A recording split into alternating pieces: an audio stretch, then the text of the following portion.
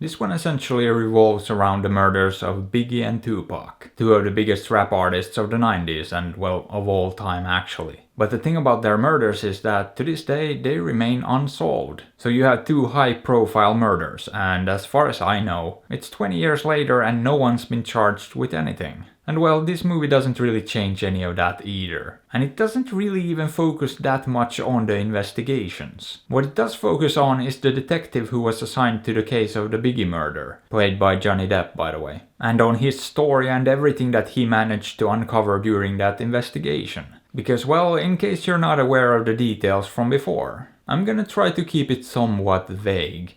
But while he didn't necessarily solve the murders, he inadvertently uncovered something else, something bigger. So the movie kind of follows that thread instead because, well, you know, it actually leads somewhere. Now all of this is pretty much public knowledge, it's been wildly reported on, and I've heard the stories before. So personally, nothing here really came as a massive surprise to me. And that is definitely one of the issues I had with the movie, but it's far from the only one. Because, well, this whole thing is kinda messy and disjointed. Narratively, it just jumps around a bit too much from the present day to the 90s, and from one aspect of the investigation to another, from the cop investigating it to the reporter writing a story about it 20 years later. It just feels like it's scattered all over the place and can't seem to focus on any one particular thing. And the other thing too is the way this thing is directed and shot.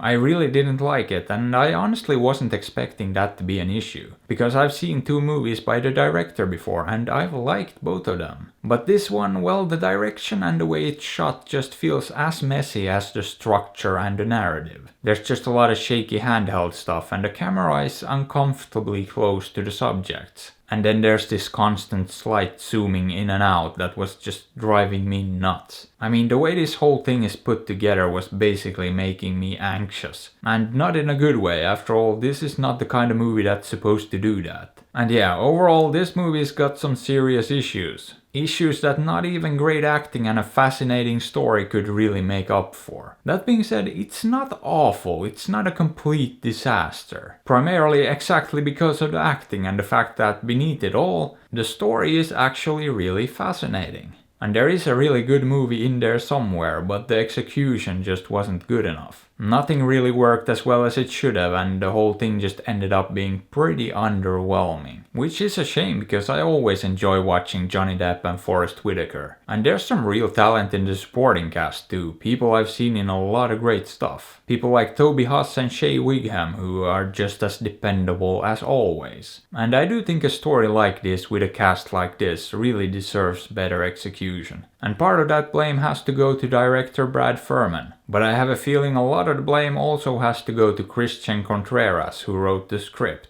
Because before this he only has one writing credit to his name, an episode of a TV show. And this is not actually an original screenplay, it's an adaptation of a non-fiction book. And I've never adapted a non-fiction book into a screenplay, but I'd imagine it's an art in and of itself. Like, you can't just take a scene from a book and rewrite it for the movie. You'll have to sort of construct your own narrative and basically make up all these scenes. You have to wrangle all this information and a bunch of anecdotes into a coherent story. And if you're not experienced and you don't do it right, that's probably how you end up with a mess like this. So yeah, needless to say, I wasn't very impressed by this one. However, would I recommend it? Not really, no, there's just so much better stuff to watch. So you can probably skip this one. Or don't, after all, I'm not your dad. But hey, what are your thoughts on this? Have you seen it? Did you like it? Let me know. And if you enjoyed the video, maybe give it a thumbs up or sub to the channel, because that would be fantastic. And if you'd like, you can also support me on Patreon or PayPal through the links in the description.